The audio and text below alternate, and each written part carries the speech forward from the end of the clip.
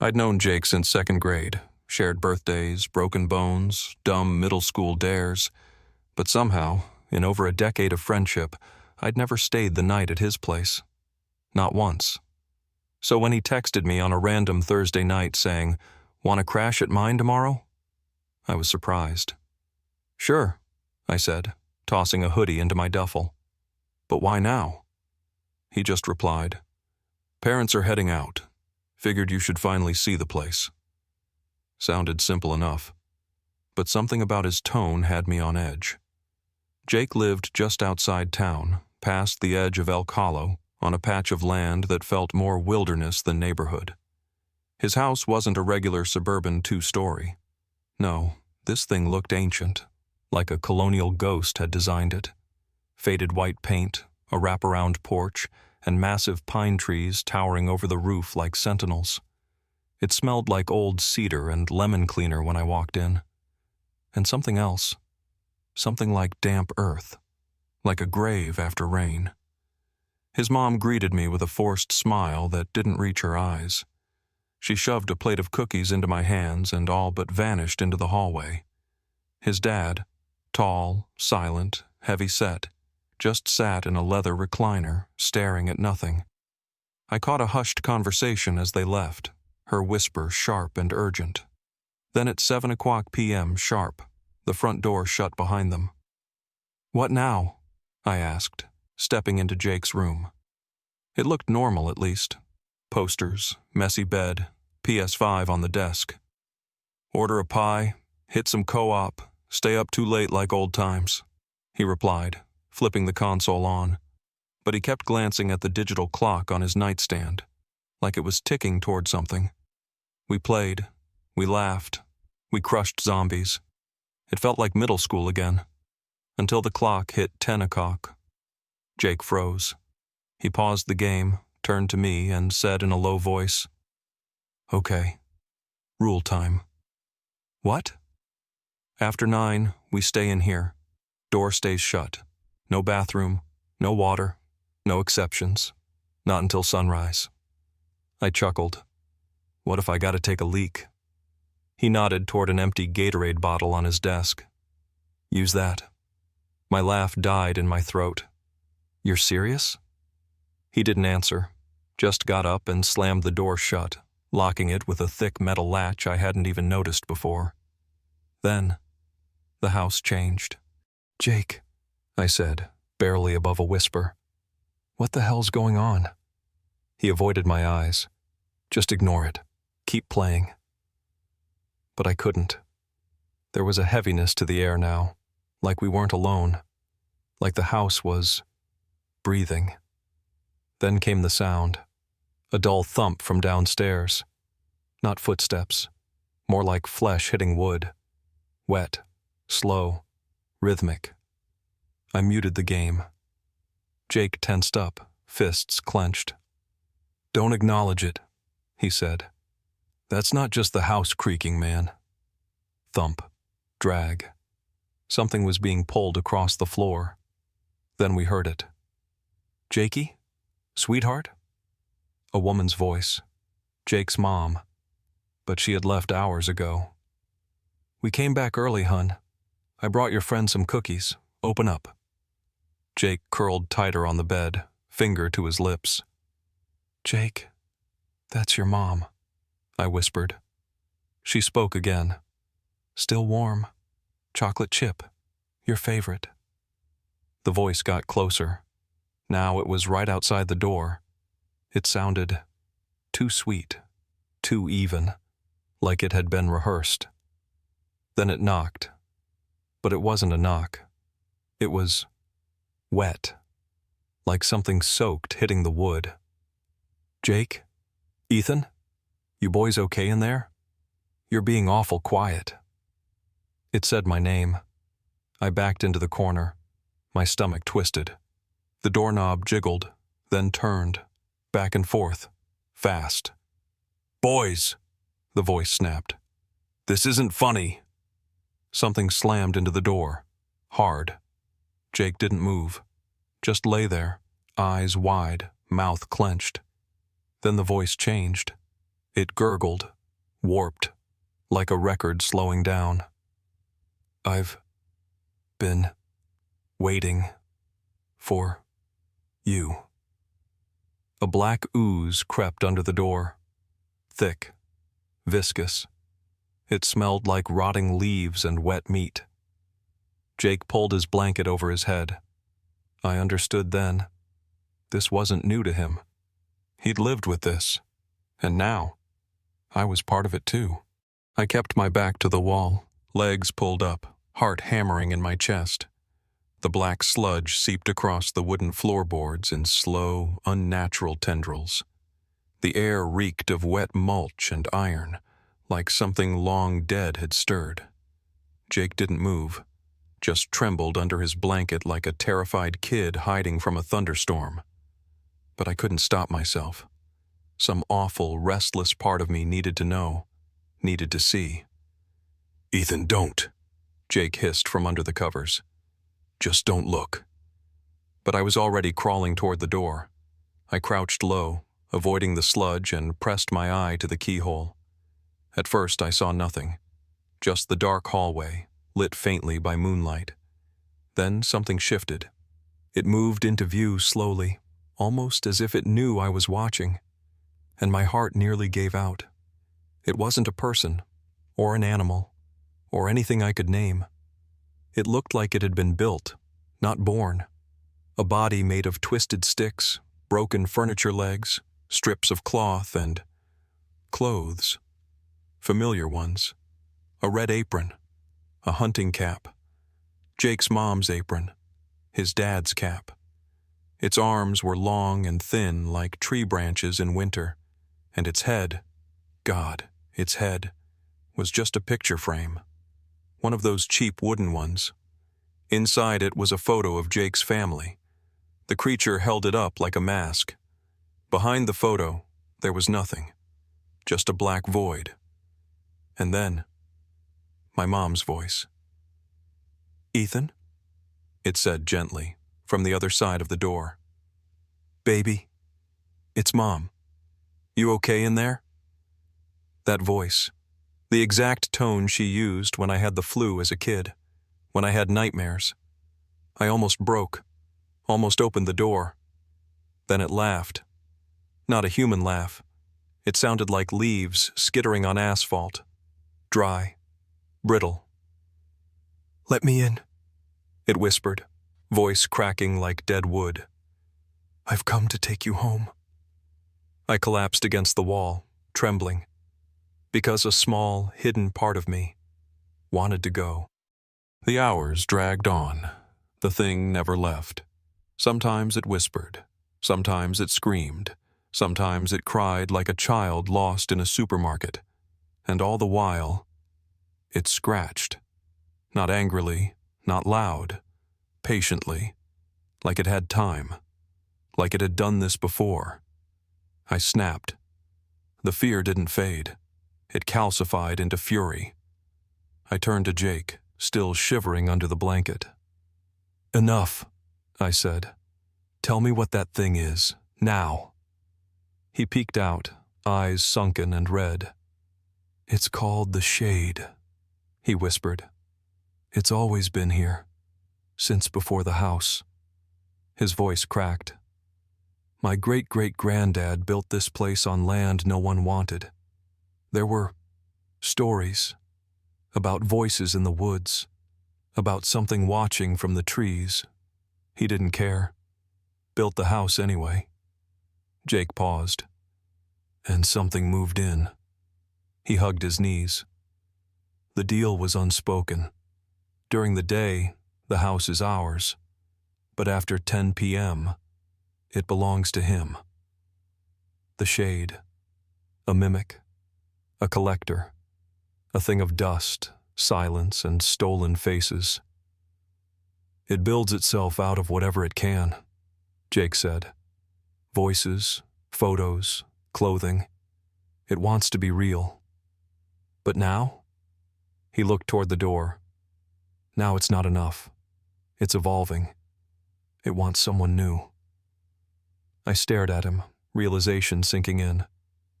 You brought me here. On purpose. His face broke. No, my parents made me. They said if it took someone from outside, it might leave us alone for a while. Tears spilled down his cheeks. I didn't want to. I swear. But it didn't matter. He had brought me here like bait. And outside. The hallway fell silent. No voices, no scratching, just the sound of footsteps. Heavy, slow, thump, drag, thump, drag.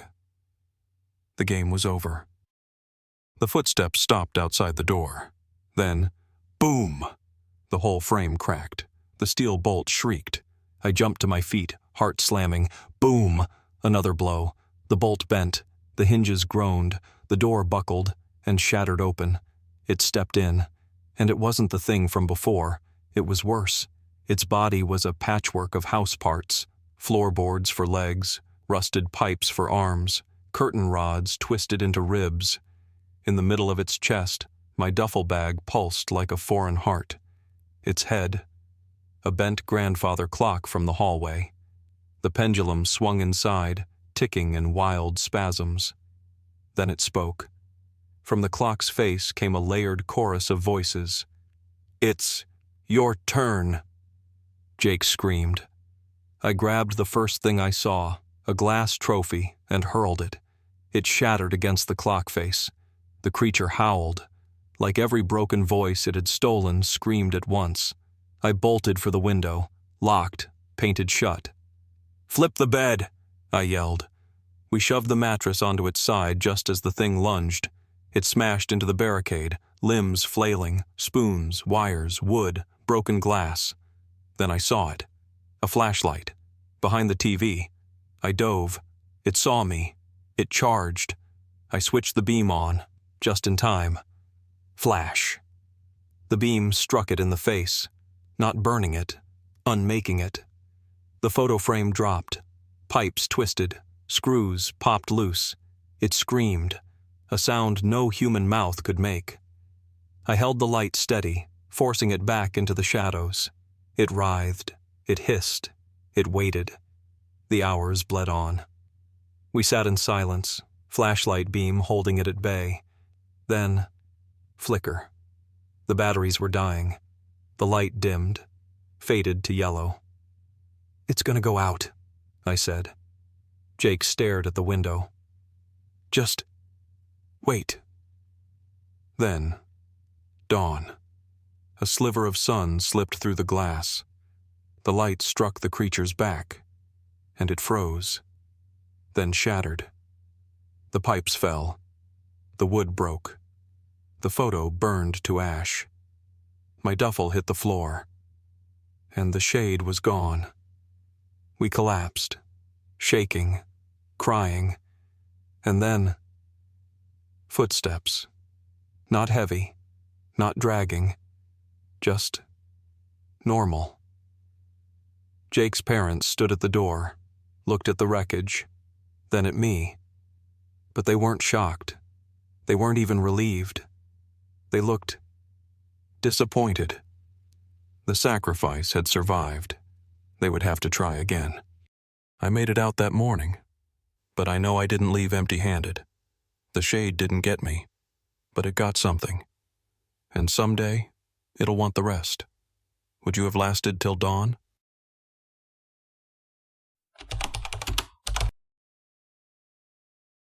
People always ask, when did you first realize something was wrong? Truth is, I didn't. Not at first. I'm Sean. I'm 34 years old, and I live just outside of Flagstaff, Arizona, with my 2 kids. Emma's 9, and Lucas just turned 5.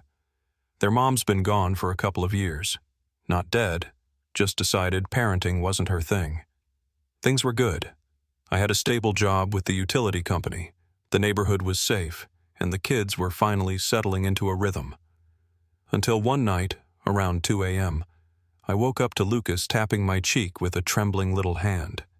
He was crying, but not the hurt kind. It was the afraid kind.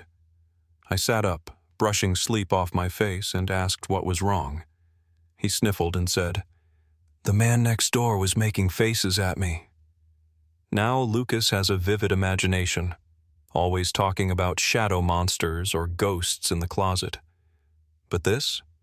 It was different. Too specific. Too plausible.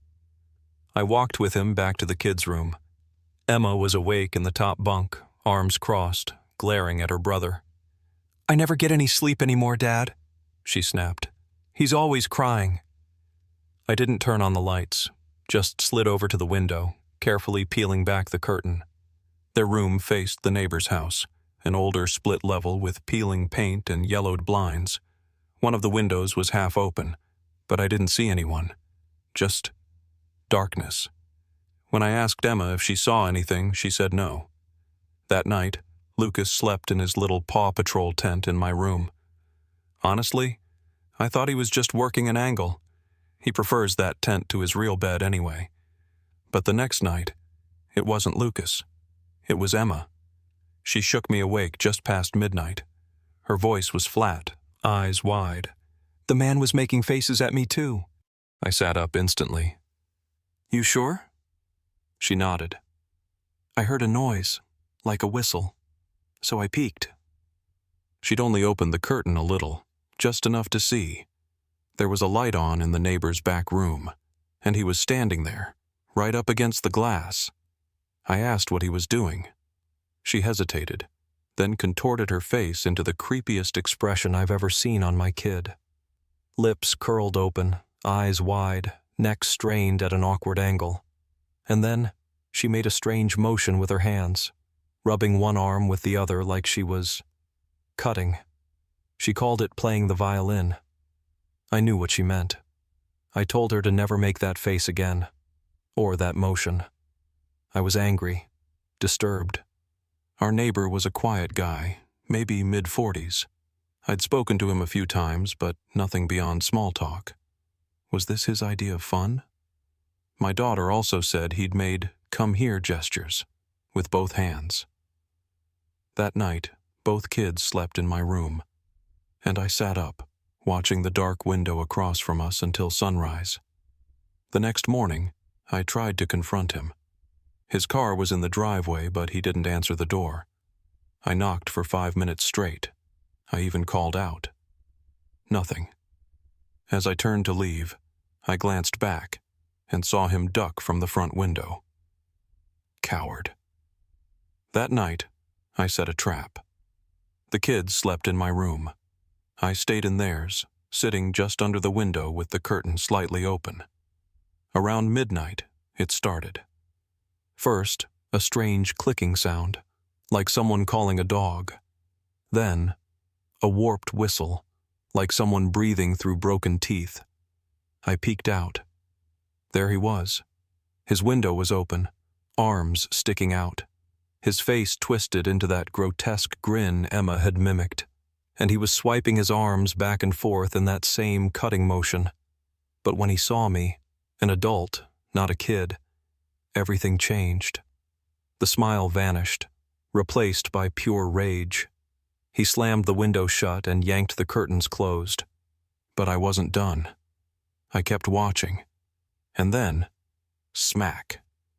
Something hit my window, hard. I pulled the curtain open again.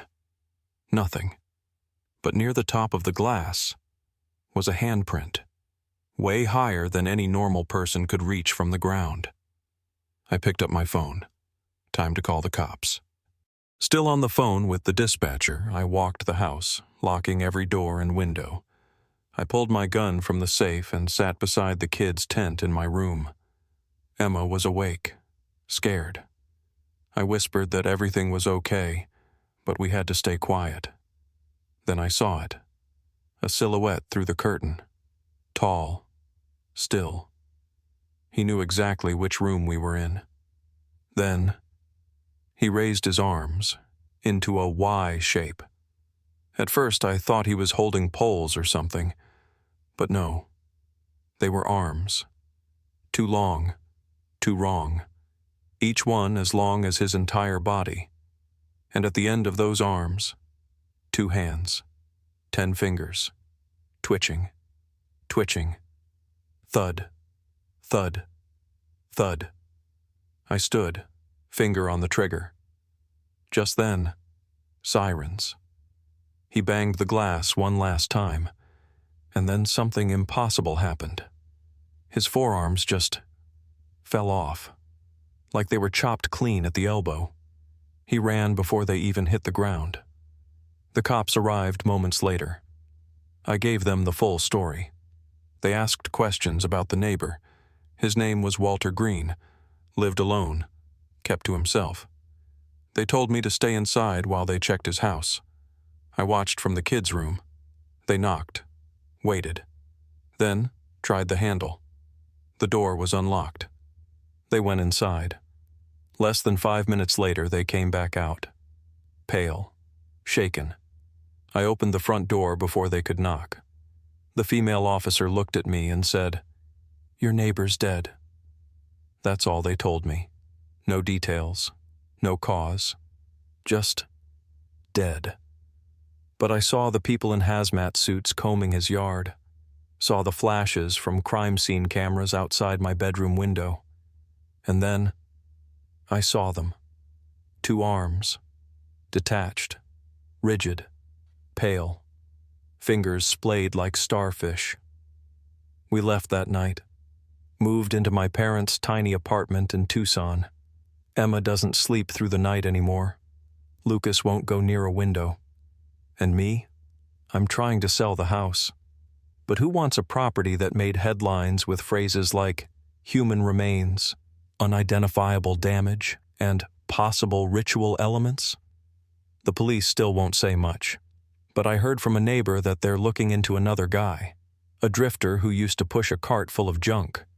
They say he knew things, said the man next door wasn't really Walter Green anymore, said the thing in the house was a copy, built from skin and sound and invitation. I don't know what to believe, but sometimes I still hear clicking outside my window. Would you stay in that house? Or would you run like hell too?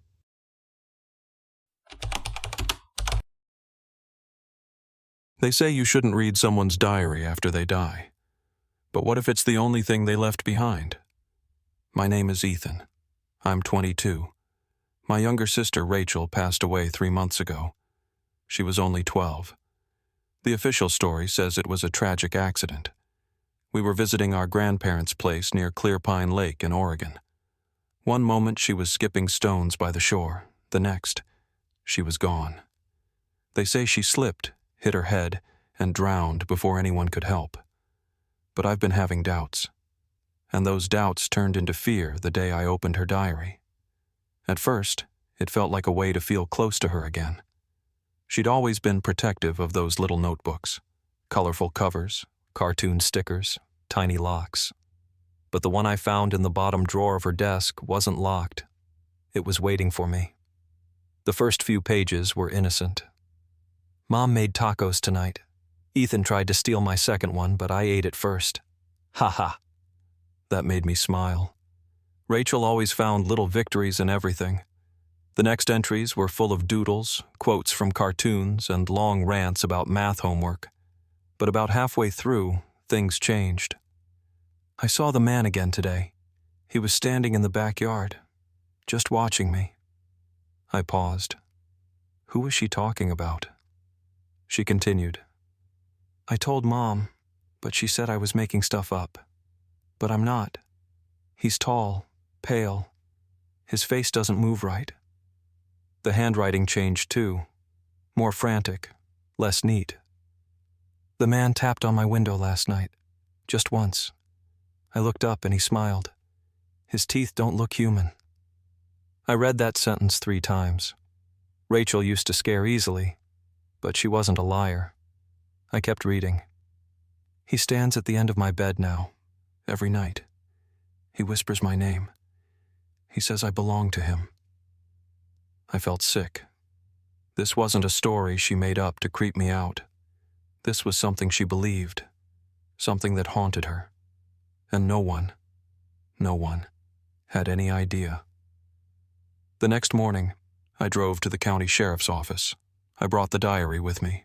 I showed them the entries. I told them what I'd read. The officer on duty, Deputy Lawson, listened politely.